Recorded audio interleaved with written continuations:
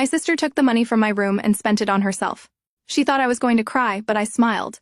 Then Dad came in shouting at me, "Where are the $15,000 we prepared for your sister's college?" She burst into tears. My name is Betsy, and I'm 24 years old. I still live with my parents, even though I graduated from college 2 years ago and have a decent job at an insurance company. It's not that I can't afford my own place. I just never felt the rush to move out. My parents are good people, and honestly, living at home helps me save money. My younger sister, Christina, is 20 and in her second year of college. She lives in the next town over about an hour's drive from our family home. Unlike me, she only comes back during holidays and breaks. Christina has it pretty easy. Our parents pay for everything. Her tuition, her rent, food, money, spending, cash. Everything gets handed to her on a silver platter. When I was in college, things were different. I had to work part-time jobs to pay for my own food and rent. I was lucky enough to get a partial scholarship that covered 70% of my tuition, so my parents only had to pay 30%. But I still remember those late nights working at the campus bookstore and weekend shifts at a local diner just to make ends meet. It wasn't fun, but it taught me the value of money. My parents, Mom and Dad, are both hardworking people. Dad works at a construction company as a supervisor, and Mom is a secretary at a law firm. They're not rich, but they've always managed to provide for our family. They own our house and have a small country house by the river that's been in the family for years. This year, though, money got tight. Dad had some health issues that kept him out of work for a few weeks, and Mom's hours got cut back. They started worrying about how they'd pay for Christina's education next year. Could see the stress on their faces when they thought nobody was looking. "We need to figure something out." I heard Mom tell Dad one evening when they thought I was upstairs. "Christine's tuition is due in 3 months, and we just don't have the money saved up like we usually do." Dad rubbed his forehead the way he always does when he's thinking hard. "What about the country house? There's so much old stuff there that we never use anymore." That's when they came up with their plan. They decided to clean out the country house and sell everything they could. Over the next 2 months, they worked every weekend going through decades of accumulated belongings. There was an old fishing boat that hadn't been used in years, furniture from when my grandparents were alive, old appliances, tools, and boxes of random household items. They sold the boat to our neighbor Mr. Peterson for $3,000. The old dining room set went to another neighbor for $800. Dad's collection of tools that he'd replaced over the years brought in another $1,200. Some of the furniture was in good enough condition to sell online, while other stuff they just sold for scrap metal. By the end of 2 months, they'd managed to sell almost everything. The total came to exactly $15,000 in cash. They kept it all in 20s, 50s, and hundreds in a large envelope. Christina had no idea this was happening since she was away at college the whole time. Last Tuesday morning, Dad called me into the kitchen before I left for work. He was holding that thick envelope, and I could tell he was nervous about something. "Betsy, I need you to do me a favor," he said, placing the envelope on the table between us. "This is all the money from selling this stuff at the country house, $15,000. I need you to deposit it in our family account at the bank today." Picked up the envelope and felt the weight of all that cash. "Dad, this is a lot of money to be carrying around. Are you sure you want me to take it to work with me? I would do it myself. But I have back-to-back meetings all day, and your mother has that important client presentation. You're the only one who can get to the bank during business hours." I looked at my watch. I had about 10 minutes before I needed to leave for work, and the bank didn't open until after I'd already be at the office. "Actually, Dad, I can't make it to the bank today. I've got that big project deadline, and my boss specifically said he needs me there all day. Tomorrow is my day off. I can go to the bank first thing in the morning." Dad nodded. "That's fine. Just keep it somewhere safe tonight." When I got to my room, I looked around for a good place to put the money. My dresser seemed too obvious, and I didn't want to leave it just lying around. I settled on the top drawer of my desk. It had a bunch of old college papers and notebooks in it, so the envelope would be hidden underneath everything. When I got home from work that evening, I walked through the front door and immediately froze. There was Christina strutting around our living room, like she owned the place. Something was different. She was wearing clothes I'd never seen before. Expensive-looking jeans, a designer sweater, and boots that probably cost more than I made in a week. In her hands was a brand-new phone, one of those latest models that cost over $1,000. "Christina?" I said, dropping my work bag by the door. "When did you get home? And where did you get all that stuff? Did you actually get a job or something?" Christina laughed, and it wasn't a nice laugh. "Me work. Are you crazy? I'm not insane enough to get some crappy part-time job like you did in college." My stomach started to twist with a bad feeling. "Then how did you pay for all this?" "I just borrowed some money from a secret location," she said with that same grin, waving her new phone around. "Found myself a little treasure chest." You could say something clicked in my head. Cold, horrible realization washed over me. Without saying another word, I ran to my room, my heart pounding. I yanked open the desk drawer and frantically pushed aside all the papers and notebooks. The envelope was gone. The drawer was completely empty except for my old college stuff. I stared at the empty drawer for what felt like forever, but was probably only a few seconds. My hands were shaking as I searched through every single paper, hoping maybe the envelope had somehow slipped behind something. Nothing. It was really gone. I ran back to the living room where Christina was still admiring herself in the mirror, posing with her new phone. She was completely absorbed in taking selfish acting like she didn't have a care in the world. "Christina!" I shouted, and she looked up startled by my tone. "What's your problem?" she asked, but I could see something flicker in her eyes. Before I could answer, she got a call and picked up the phone. "Yeah, baby, did you get it? I sent you $10,000 today, like I promised," she was saying in this sweet voice I'd never heard her use before. I know you really needed it for those debts. Don't worry about paying it back right away. Just take care of what you need to." $10,000. She'd sent someone $10,000 of my parents' money. I grabbed the phone right out of her hand and hung up. "Why did you take the money from my room?" Christina rolled her eyes like I was being ridiculous. "Please, Betsy, I went to your room to borrow a phone charger because mine broke. I couldn't find one, but I did find that envelope full of cash just sitting there in your drawer. So you just took it. You just took $15,000 that wasn't yours. If money is just lying around the house, that means it's family money, right? And I'm family. I found a good use for it instead of just letting it sit there collecting dust." She shrugged like it was the most logical thing in the world. I was so shocked, I couldn't even speak for a moment. Then Christina did something that made my blood boil. She held up her new phone and took a picture of my face.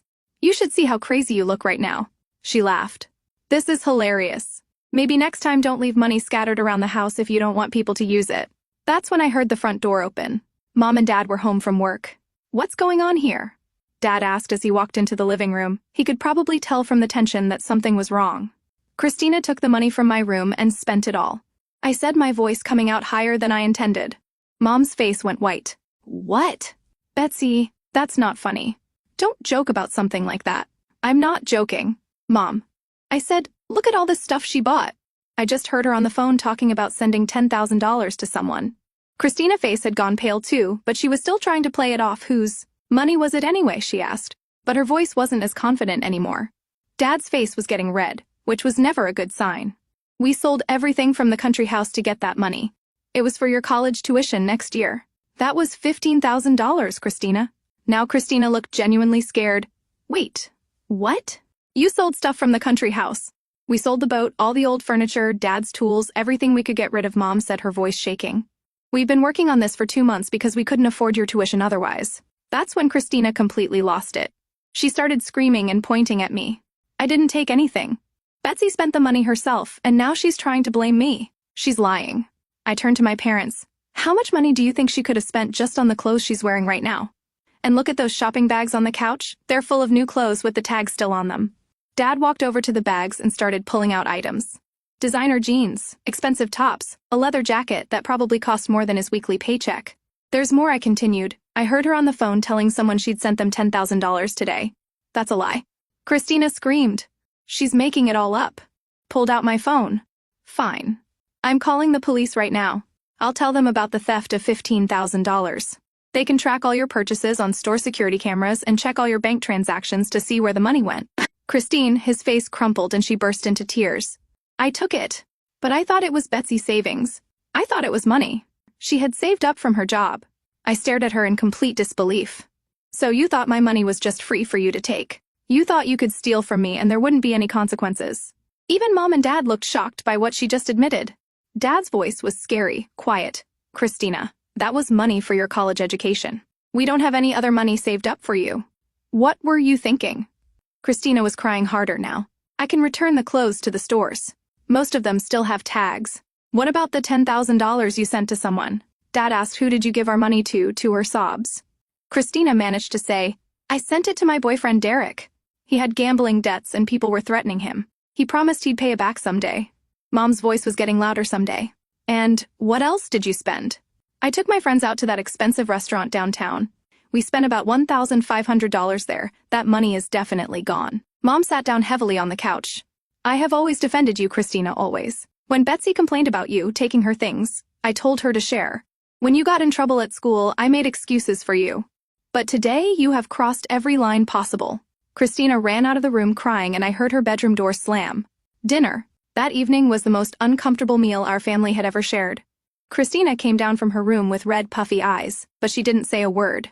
She just sat there picking at her food while the rest of us ate in silence. Finally, Dad put down his fork and looked directly at Christina. Your mother and I have made a decision. We're not going to demand that you pay back the money you stole. Christina looked up with hope in her eyes, but Dad wasn't finished. However, you're going to take a gap year from college starting next semester. You'll get a job and earn your own tuition money from now on. We won't be giving you another cent for education or anything else. But, Dad, I can't make that much money. Christina protested. College is expensive. You should have thought about that before you gave away $15,000, Dad said firmly. This decision is final and not open for discussion. Christina started crying again, but I couldn't help feeling satisfied. Finally, she was going to face some real consequences for her actions. That night, around midnight, I heard a soft knock on my bedroom door. It was Christina, and she looked desperate. Betsy, please, I need to ask you something, she whispered, glancing back toward our parents' room. What do you want?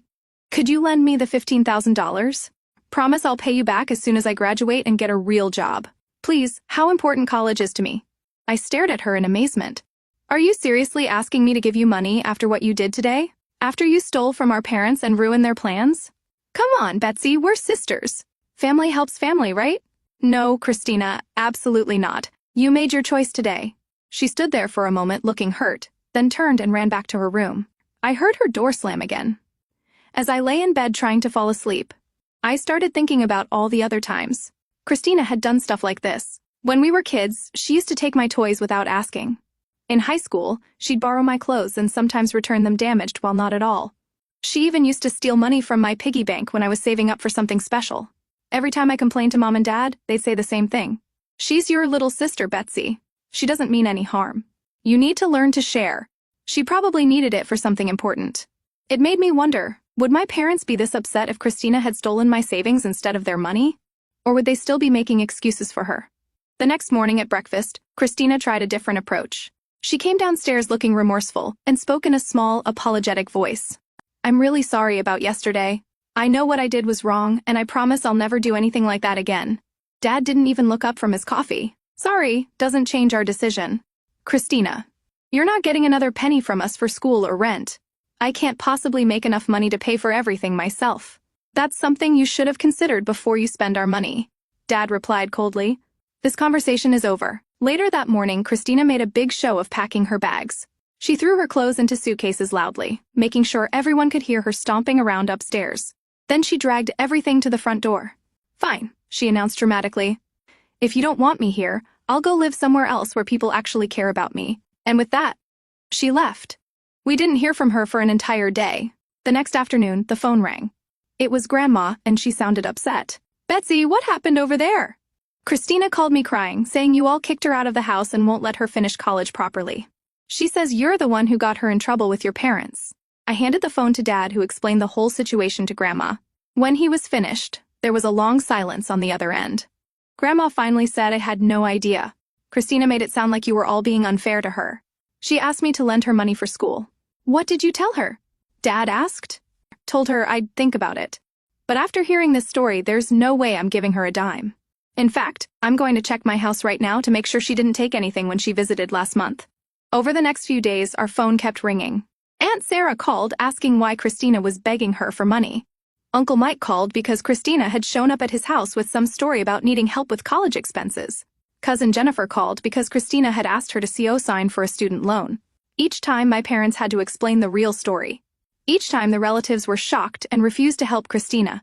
A week later, Christina came back home on her own. She looked defeated and exhausted. I went to everyone, she admitted, slumping into a chair in our living room. All the relatives, my college friends, even some of Derek's friends. Nobody would help me. Are you surprised? Mom asked. I'll do what Dad wants, take the gap year and work. Can I at least stay here? So I don't have to pay rent. If I have to pay for my own apartment too, I'll never save enough for college. Mom and Dad looked at each other, having one of their silent conversations that married couples do. You can stay, Dad finally said. But you follow our rules and you don't ask us for money for anything. 2 months after all this drama, I finally decided it was time to move out of my parents' house. I found a nice one-bedroom apartment about 20 minutes away and got all my stuff moved in over a weekend. It felt good to finally have my own space, especially after everything that had happened. Mom called me a few weeks later with an update on Christina. She got a job as a waitress at that family restaurant downtown. She's actually working really hard. She gives us her entire paycheck every week and only keeps her tips for spending money. I was surprised to hear that Christina was actually following through on working, but I was glad she was finally learning some responsibility. 2 months later, I went back to visit my parents on a Sunday afternoon. I was curious to see how things were going with Christina and her new job. When I walked into the house, I barely recognized my sister. The girl who used to start around inexpensive clothes and full makeup now looked completely different. Christina was sitting at the kitchen table in plain jeans and a simple t-shirt, no makeup, no fancy manicured nails. She looked really tired, but also somehow more real than I'd seen her in years. "Hey, Christina," I said, sitting down across from her. "How's the job going?" She sighed and rubbed her forehead. "It's hard work. My feet hurt all the time, and some customers are really rude, but I'm getting better at it." Mom came into the kitchen and gave me a hug. Betsy, perfect timing. I was just about to tell Christina about the new account we opened for her. "What account?" I asked. Dad joined us in the kitchen carrying his coffee mug. "We opened a special savings account for Christina. Every week when she brings us her paycheck, we deposit the entire amount into that account. She only keeps her tips for daily expenses." Tips aren't much, Christina added, maybe $40 or $50 a week. I had to sell my new phone and get a cheap one just to have enough money for basic stuff. I noticed she was holding an old flip phone, the kind people used 10 years ago. It was quite a change from that expensive smartphone she bought with our parents' money. "We told Christina that she can't touch the money in that account for a full year," Mom explained. "After 12 months, we'll give her access to it, and then she can decide what she wants to do." "What do you mean, decide what to do?" I asked. Dad's expression got serious. "She can either use the money to go back to college, or she can give it to that boyfriend of hers. But if she chooses the boyfriend, she's out of this house permanently." I looked at Christina to see her reaction, but she just nodded like she understood. "Speaking of Derek," Mom said, lowering her voice, even though it was just family. In the room, I overheard Christina talking to him on the phone last week. He was asking her for money again. "What did you tell him?" I asked Christina. "I told him I don't have any money to give him. He got really angry and said I was being selfish." Christina's voice was quiet. "He keeps saying that if I really loved him, I'd find a way to help him with his debts." "And what do you think about that?" I asked. Christina was quiet for a long moment.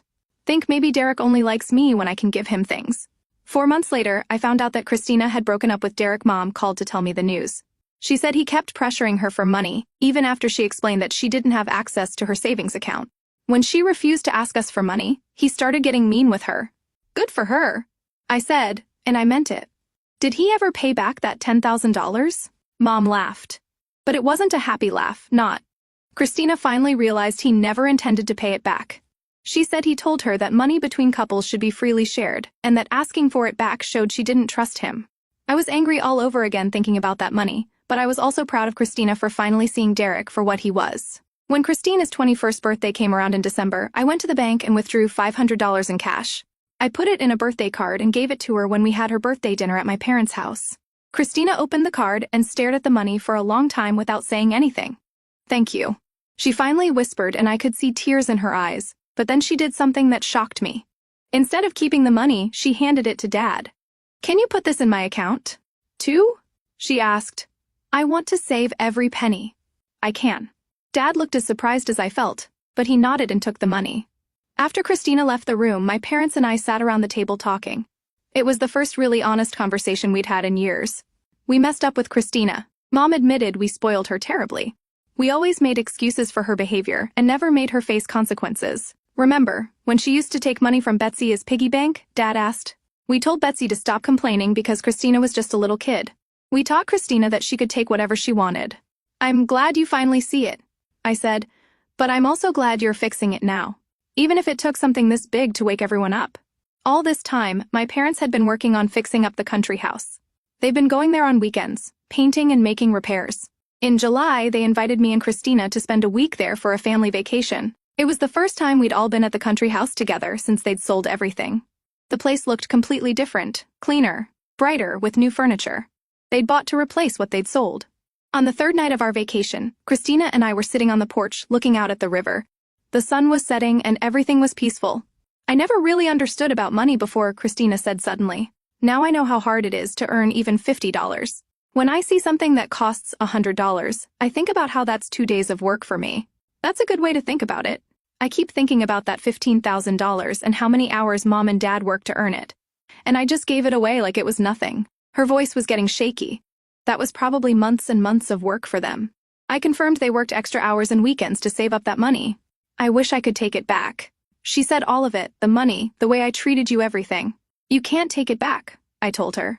But you can make sure you never do anything like that again. I won't, she said firmly. I swear I won't, looking at my sister in the fading sunlight. I believed her. She looked different now, not just because of the plain clothes and lack of makeup, because something had changed in her eyes. She looked like someone who finally understood that actions have consequences. Christina, I said, I'm proud of how hard you've been working. She smiled, and it was the first genuine smile I'd seen from her in months. Thanks, Betsy. That actually means a lot coming from you. As we sat there watching the river flow by, I realized that maybe this whole terrible situation had been exactly what our family needed. It had forced all of us to face some hard truths and make some difficult changes. Maybe we were all going to be better people because of it.